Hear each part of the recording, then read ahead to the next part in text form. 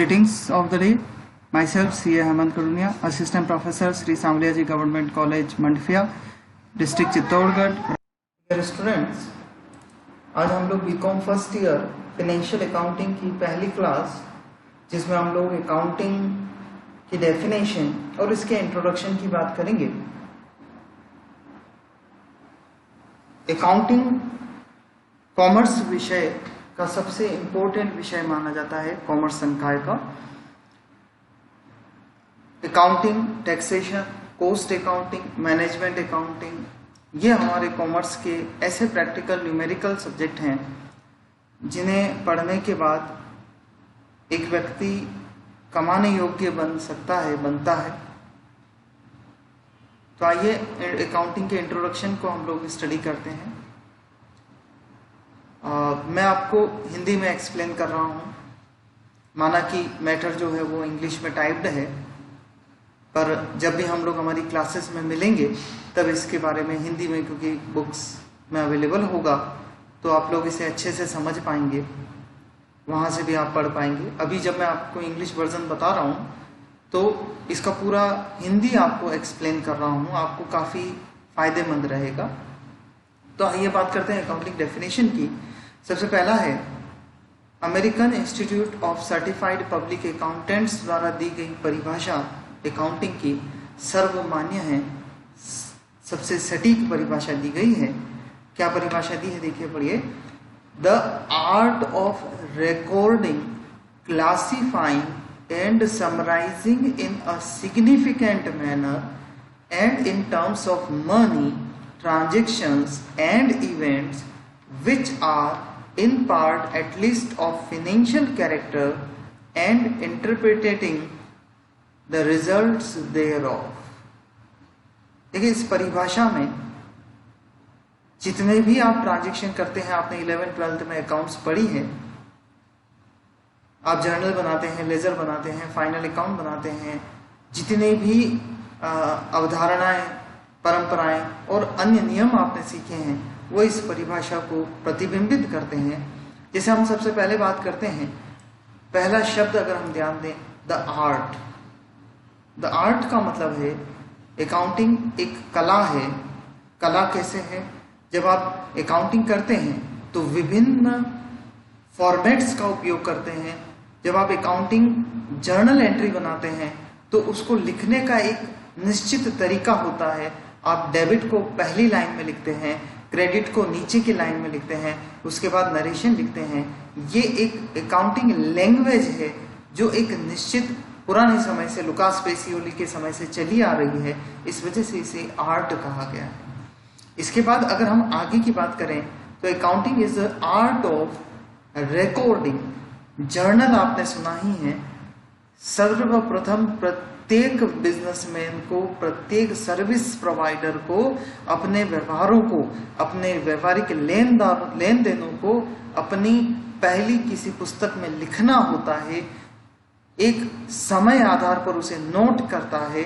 उस नोटबुक को जर्नल कहते हैं, रिकॉर्ड कर किया जाता है। ठीक है। अब हम जर्नल की मदद से, आप जानते हैं, लेजर बनाते हैं। लेजर क्यों बनाते हैं? आपने एक जगह उसे रिकॉर्ड कर लिया जर्नल के अंदर, लेकिन समय के आधार पे आपने एक तारीख को नोट किया, जस्ट नेक्स्ट 2 तारीख का भी नोट कर लिया, 3 तारीख का भी नोट कर लिया। आपने उसका वर्गीकरण नहीं किया है। अगर आप अपने को ये पता लगाना है कि हमारे देनदारों से कितनी राशि प्राप्त हुई, हमने किराया कब कब चुकाया है, तो उसके लिए हमें एक किराया खाता अलग से बनाना होगा, फर्नीचर का खाता अलग से बनाना होगा, जितने भी व्यापारिक लेन देन हो रहे हैं, क्रय हो रहा है तो क्रय का खाता अलग से बनाना होगा, विक्रय का खाता अलग से बनाना होगा। तो जब हम रिकॉर्ड किए हुए ट्रांजैक्शन को अलग अलग जगह एक पर्टिकुलर पर्पज से पर्टिकुलर खाता बनाते हैं, इसे हम क्लासिफिकेशन कहते हैं, वर्गीकरण कहते हैं। ये हमारा दूसरा पार्ट हुआ। जब आप वर्गीकरण कर लेते हैं, वर्गीकरण करने के बाद में हमारे माइंड में कुछ चीजें आती हैं कि जैसे इस वर्गीकरण और जर्नल लेजर को बनाने से फायदा क्या हुआ, अंत में उसका रिजल्ट निकालना होता है। आप जब रिजल्ट निकालने जाएंगे, फाइनल अकाउंट बनाएंगे, प्रॉफिट पता लगाएंगे, लॉस पता लगाएंगे, व्यापार के डिप्रिसिएशन का पता लगाएंगे, एसेट्स का पता लगाएंगे, लॉस का पता लगाएंगे, व्यापार की पूंजी का पता लगाएंगे, तो आप क्या कर रहे हैं, समराइज कर रहे हैं, सारांश निकाल रहे हैं। तो आप अच्छे से जानते हैं अकाउंटिंग को 3 स्टेप्स में बांटते हैं हम लोग। रिकॉर्डिंग अर्थात जर्नल, जिसे हम लोग हमारी भाषा में कहते हैं, वर्गीकरण, और उसके बाद उसका सारांश निकालना। इसके बाद देखिए अगला टर्म है in a significant manner. In a significant manner का मतलब हुआ, हिंदी में अगर कहें तो सार्थक स्तर पर आपको इसे लिखना होता है। कहने का मतलब आपने एक सिंपल सी लाइन में लिख दिया हिंदी के अंदर या इंग्लिश के अंदर, मोहन को 2000 रुपए का भुगतान किया, इंग्लिश में लिख दिया ₹2000 पेड टू मोहन। ये अकाउंटिंग नहीं हो गई, ये तो एक सामान्य भाषा में लिखी हुई वाक्य है। इस वाक्य को आप जब अकाउंटिंग में लिखेंगे, आप जानते हैं जर्नल बनाएंगे, तो आप एक निश्चित मैनर में लिखेंगे, सिग्निफिकेंट वे में लिखेंगे। आप अन्य तरीके इस्तेमाल नहीं कर सकते। आपको पता है जो मैंने एंट्री बोल कही कि मोहन को 2000 रुपए दिए, तो आपको मोहन को डेबिट करना होगा, मोहन अकाउंट DR लिखना होगा, और नीचे की लाइन में टू कैश करके क्रेडिट करना होगा। सिग्निफिकेंट होना बहुत जरूरी है। हम हर किसी तरीके से हर कोई तरीका अकाउंटिंग करने में इस्तेमाल नहीं कर सकते, जो निश्चित तौर तरीके हैं उन्हीं का इस्तेमाल करना है। And in terms of money, बहुत ही इंपॉर्टेंट परिभाषा का टॉपिक, हम उसी व्यवहार को अकाउंटिंग में लिखते हैं जो मुद्रा में गिनी जा सकती हो, मुद्रा में लिखे जा सकते हो। जैसे आपने 15,000 रुपए का मोबाइल खरीदा तो उसका मूल्य निश्चित हो गया 15,000 रुपए। आपने 100 रुपए की स्टेशनरी खरीदी, 100 रुपए स्टेशनरी का मूल्य निर्धारित हो गया। आपने गेहूं देके चावल खरीदे, एक निश्चित मूल्य है कि गेहूं मार्केट में कितने में बिकता है, चावल मार्केट में कितने बिकता है, वो उसका निश्चित मूल्य आप निर्धारित कर सकते हैं। लेकिन ऐसी चीजें जहां मुद्रा में मापन नहीं हो सकता, उदाहरण के लिए किसी एक व्यक्ति ने 1 जनवरी को नौकरी ज्वाइन की, नौकरी ज्वाइन करने पर उसे कोई तनख्वाह ड्यू नहीं हो जाती, उसका 1 महीना होगा, उसके बाद उसे तनख्वाह मिलेगी। मतलब 1 तारीख को कोई एंट्री नहीं बनाई जा सकती, न तो संस्था बना सकती है, न नौकरी प्राप्त करने वाला बना सकता है। इसी तरीके से अचानक से किसी मैनेजर की मृत्यु हो जाती है, इस दशा में भी संभव नहीं है कि हम उसकी जो व्यवसाय को क्षति हुई है, हानि हुई है, हम उसे लेखांकन में लिख सकें। आइए अगले टर्म पे बात करते हैं। इस परिभाषा में अगला टर्म है ट्रांजैक्शंस एंड इवेंट्स।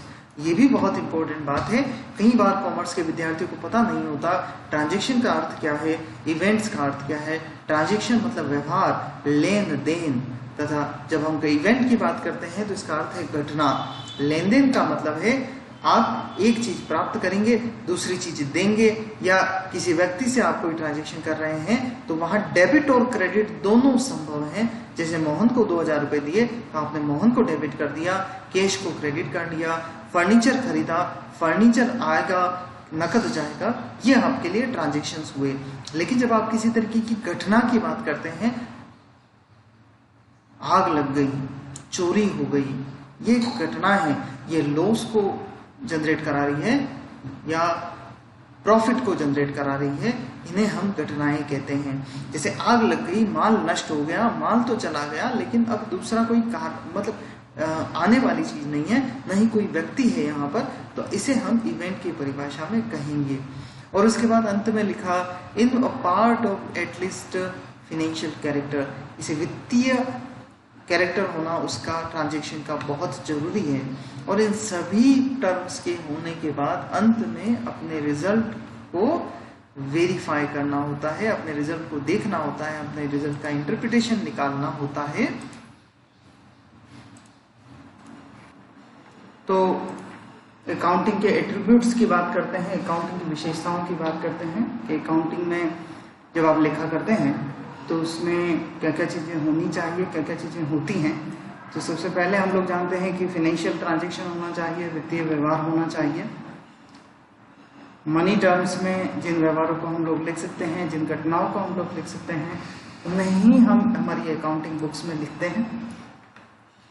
रिकॉर्डिंग, जिसे हम लोग जर्नल कहा करते हैं। क्लासिफिकेशन, वर्गीकरण, जो कि हम लोग लेजर के अंदर करते हैं, समराइजिंग जिसे हम लोग फाइनल अकाउंट कहते हैं। अगर कोई विद्यार्थी अकाउंटिंग को पहली बार पढ़ रहा है, उस दशा में भी वो बच्चा अच्छे से याद कर ले कि अकाउंटिंग को 3 स्टेप में कंप्लीट किया जाता है, रिकॉर्डिंग, क्लासिफिकेशन एंड समराइजिंग। तो आपको step by step journal, ledger और फाइनल अकाउंट तीनों को अच्छे से सीखना होता है। Interpretation and the result thereof, जो भी सारांश रिजल्ट हम लोग निकालते हैं उसका इंटरप्रिटेशन करना होता है। लेकिन बीकॉम फर्स्ट ईयर में इसका इतना लेवल नहीं आएगा जितना आप लोग बीकॉम थर्ड ईयर के अंदर मैनेजमेंट अकाउंटिंग सब्जेक्ट के अंदर इस इंटरप्रिटेशन पार्ट को कवर करेंगे। व्यवहार होने चाहिए, कोई किसी भी तरीके की वित्तीय घटना जो बिजनेस में हुआ करती है। इसके बाद अगर हम लोग अकाउंटिंग के, फाइनेंशियल अकाउंटिंग के कार्य अथवा उद्देश्यों की बात करें तो पहला उद्देश्य हम लोग ले सकते हैं to keep systematic record of business transaction. व्यावसायिक ट्रांजैक्शंस का सिस्टमेटिक लेखांकन करने का उद्देश्य लेखा शास्त्र का हुआ करता है। बिजनेस के प्रॉफिट या लॉस एक पर्टिकुलर पीरियड के लिए निकालने का उद्देश्य हुआ करता है, जिसके लिए अकाउंटिंग में ट्रेडिंग एंड P&L बनाया जाता है। आजकल इसे statement of profit and loss account भी कहा जाता है। अगला उद्देश्य होता है व्यवसाय के फाइनेंशियल पोजीशन को बताना, वित्तीय स्थिति को बताना, जिसके लिए सामान्यतः बैलेंस शीट बनाई जाती है, एक पर्टिकुलर डेट को बनाई जाती है।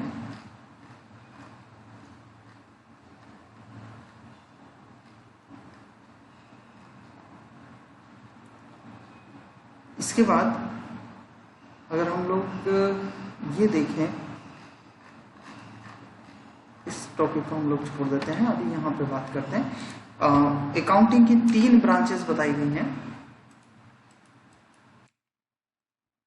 पहली फाइनेंशियल अकाउंटिंग, दूसरी कॉस्ट अकाउंटिंग एंड तीसरी मैनेजमेंट अकाउंटिंग। वित्तीय लेखांकन, लागत लेखांकन, प्रबंध लेखांकन। मोहनलाल सुगड़िया विश्वविद्यालय के बीकॉम प्रथम वर्ष में आपको फाइनेंशियल अकाउंटिंग पढ़नी है, द्वितीय वर्ष में आपको लागत लेखांकन पढ़ना है, तृतीय वर्ष में आपको मैनेजमेंट अकाउंटिंग पढ़नी है। अब हम लोग कुछ अकाउंटिंग टर्म्स की बात करेंगे जो कि जर्नल, लेजर, फाइनल अकाउंट और पूरी अकाउंटिंग में आपको काफी मदद करेगी। तो जैसे सबसे पहला हम लोग टर्म लेते हैं पूंजी।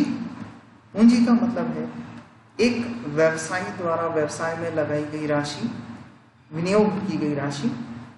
इसे लेखांकन टर्म में इस तरीके से इक्वेशन फॉर्मेट में लिखा गया है कि पूंजी बराबर होती है व्यवसाय में लगी हुई संपत्तियां और व्यवसाय के बाहरी दायित्व अगर हम माइनस कर दें तो जो बची हुई राशि होती है उसे पूंजी कहा जाता है। तो मेरे ख्याल से आप पूंजी समझ गए होंगे।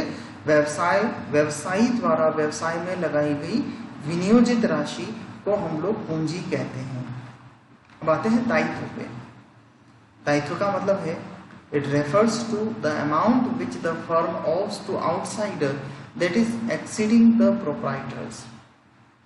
पूंजी के अतिरिक्त जो अन्य बाहरी व्यक्तियों को जो दायित्व चुकाने योग्य राशि होती है उसे हम लोग दायित्व की परिभाषा में शामिल करते हैं। ये दायित्व 2 तरीके के होते हैं, लॉन्ग टर्म और शॉर्ट टर्म। शॉर्ट टर्म को हम करंट लायबिलिटी कहा करते हैं।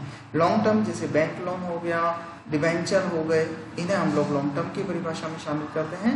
और चालू दायित्व जो लगभग 1 वित्तीय वर्ष के अंदर अंदर जिनका कन्वर्जन हो जाएगा, कैश में पेमेंट हो जाएगा, जैसे बिल्स पेबल, क्रेडिटर्स एक्सेट्रा। अगली परिभाषा हमारे पास है संपत्ति की। तो संपत्ति एक फर्म को एक ऐसी चीज, ऐसी वस्तु जिसकी वजह से फर्म भविष्य में नकद प्राप्त करना या किसी तरीके का आर्थिक प्रॉफिट, बेनिफिट ले सकते हो फ्यूचर के अंदर, वो संपत्ति आपको बेनिफिट दे रही हो फ्यूचर के अंदर, उसे हम संपत्ति कहते हैं। जैसे फर्नीचर हो गया, मशीनरी हो गया, देनदार हो गए, इनसे जब आप कहते हैं कि फ्यूचर में हमें इकोनॉमिक बेनिफिट प्राप्त होगा, फ्यूचर में बेनिफिट मिलेगा। फर्नीचर नेचुरल सी बात है, आप आने वाले साल, 2 साल, 10 साल तक आप उस फर्नीचर का इस्तेमाल करेंगे। मशीनरी भी आपको कहीं ना कहीं प्रोडक्शन में उपयोग करेगी, आपका प्रोडक्शन बढ़ाएगी। संपत्ति में हम लोग फिर से 2 पार्ट में बांटते हैं, स्थायी संपत्तियां और करंट एसेट। इनके बारे में हम अगले वीडियोस में डिटेल में बात करेंगे।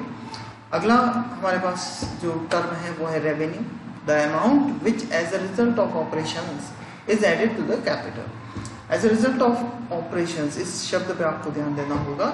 व्यवसाय के संचालन की सामान्य गतिविधियों के संचालन से उत्पन्न हुई राशि जो कि पूंजी में अभिवृद्धि करती है उसे हम आय कहते हैं, आगम कहते हैं। एक्सपेंसेस व्यवसाय के सामान्य क्रियाकलापों के दौरान, उत्पादन के दौरान माल को बेचने से संबंधित जितनी भी गतिविधियों पर खर्चे होते हैं उन खर्चों को हम एक्सपेंसेस कहते हैं। परचेज सामान्य भाषा में जब आप माल खरीदते हैं उसे परचेज कहते हैं। जब आप माल बेचते हैं आप उसे सेल्स कहते हैं। इसमें माल का बाहर जाना अनिवार्य होता है, आवागमन होता है। माल स्टॉक, इस स्टॉक में बचा हुआ माल एक पर्टिकुलर डेट को शामिल होता है। स्टॉक में आप ब्रांच में जो स्टॉक होता है उसे भी शामिल करते हैं। आपके दूसरे डिपार्टमेंट्स में जो माल रखा हुआ है, अपनी कंपनी के 2-3 डिपार्टमेंट है, किसी पर्टिकुलर डिपार्टमेंट में, सभी डिपार्टमेंट में जो भी माल पड़ा हुआ है उसे स्टॉक की परिभाषा में शामिल किया जाएगा। स्टॉक 3 प्रकार का होता है।